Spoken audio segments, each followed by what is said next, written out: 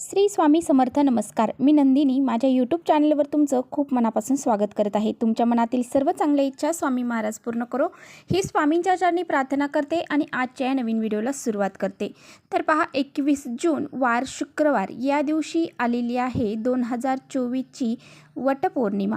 वटपौर्णिमेच्या दिवशी वडाच्या झाडाची पूजा केली जाते आणि या वडाच्या झाडामध्ये ब्रह्म, विष्णू आणि महेश या तिघांचाही वास असतो. आणि म्हणूनच वटसावित्री पौर्णिमेच्या दिवशी आपण जर वटवृक्षाची पूजा केली तर आपल्याला या तिन्ही देवतांचा आशीर्वाद हा मिळत असतो आणि त्याचबरोबर आपल्या पतीला दीर्घ आयुष्याचे वरदान देखील मिळत असते. पहा, वटसावित्री पौर्णिमेच्या दिवशी वडाची पूजा का केली जाते?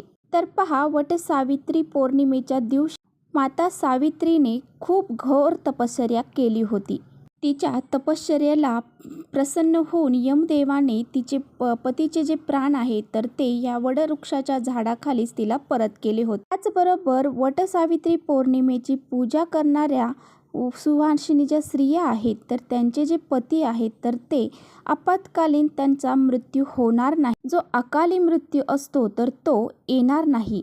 त्याचबरोबर तिच्या पतीला दीर्घ आयुष्य प्राप्त होईल असं वरदान यमदेवाने दिले होते आणि म्हणूनच या दिवशी वडाच्या झाडाची पूजा ह्या सुवासिनी स्त्रिया करत असतात. परंतु बघा, या वडसावित्री पौर्णिमेच्या दिवशी आपण जर व्रत करू नाही शकला तरीही चालेल, परंतु तुम्हाला ही एक चूक जी आहे तर ती अजिबात करायची नाही. नाहीतर तुम्ही केलेल्या व्रताचं फळ हे तुम्हाला मिळणार नाही आणि त्याचबरोबर याचे तुम्हाला वाईट परिणाम देखील भोगावे लागू शकतात. तर पहा, अशी कोणती चूक आहे तर ती आपल्याला या वटसावित्री पौर्णिमेच्या दिवशी करायची नाही.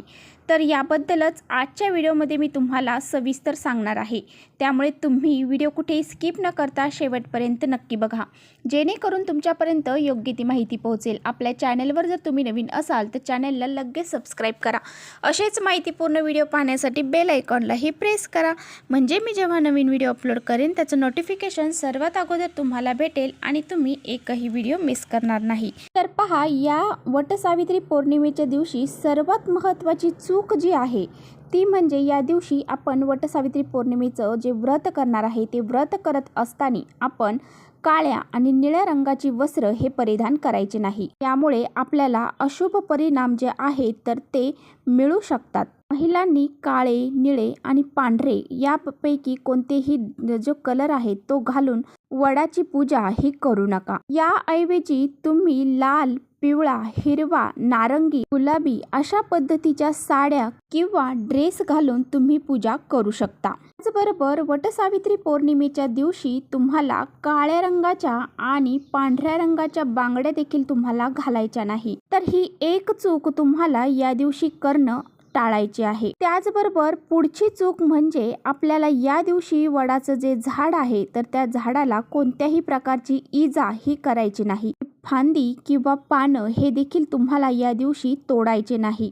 तर पहा, बऱ्याच ठिकाणी असं पाहिलेलं आहे की बरेच जण वडाच्या झाडाची फांदी तोडून आणतात आणि त्याची पूजा घरी करतात. पहा, तुमच्या घराजवळ आसपास वडाचं झाड जर नसेल तर तुम्ही फक्त या दिवशी पूजा करा, तुळशी मातेची पूजा करा, परंतु अशा पद्धतीने त्या वटवृक्षाची फांदी तोडून आणून तिची पूजा करू नका. ती पूजा काहीही सार्थकी लागत नाही. जर आपण या वटसावित्री पौर्णिमेच्या दिवशी वडाच्या झाडाची फांदी तोडली आणि आपण कितीही कठीण व्रत केलं तरी सुद्धा आपल्याला त्या व्रताचं फळ हे प्राप्त होणार नाही. जर तुम्हाला वडाची पूजा करायची असेल तर तुम्ही एका नर्सरीमध्ये जाऊन एखादं वडाचं जे झाड आहे तर ते खरेदी करून आणून त्याची पूजा तुम्ही करू शकता.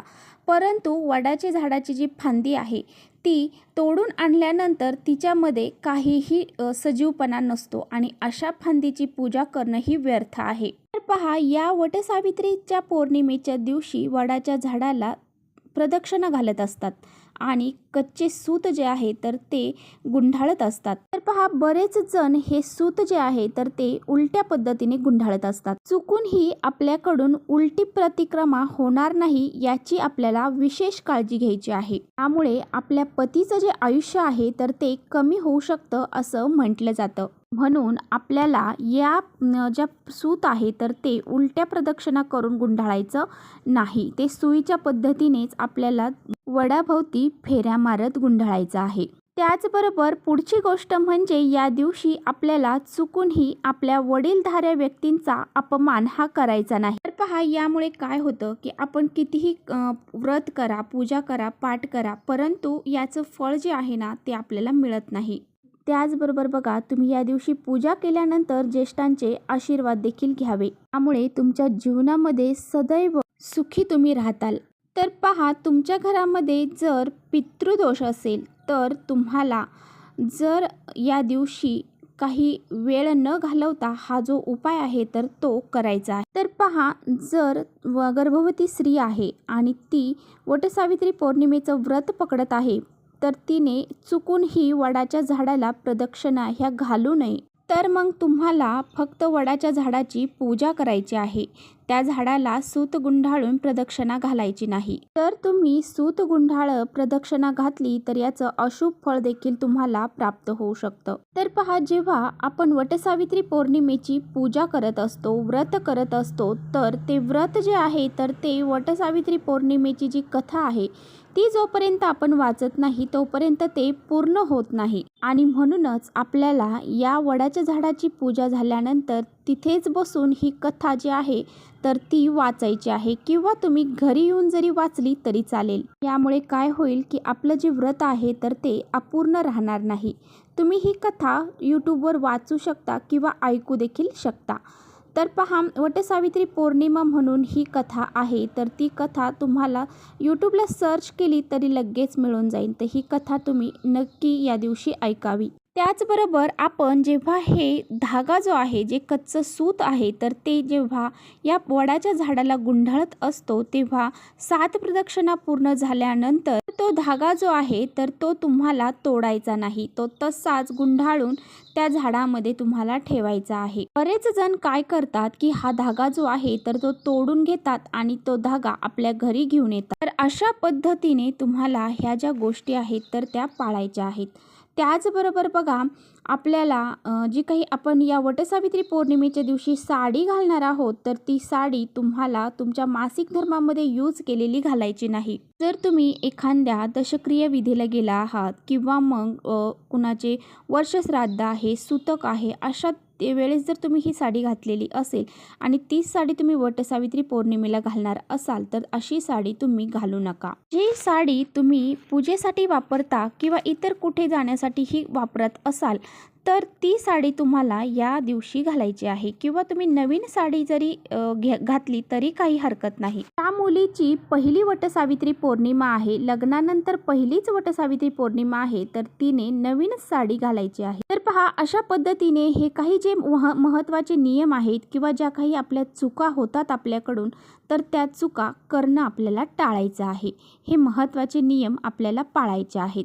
तर चला, इथेच थांबवते माझा व्हिडिओ तुम्हाला थोडा जरी आवडला असेल तर नक्की लाईक करा आणि जर हेल्पफुल वाटत असेल तर आपल्या मित्रमैत्रिणींसोबत शेअर देखील करा.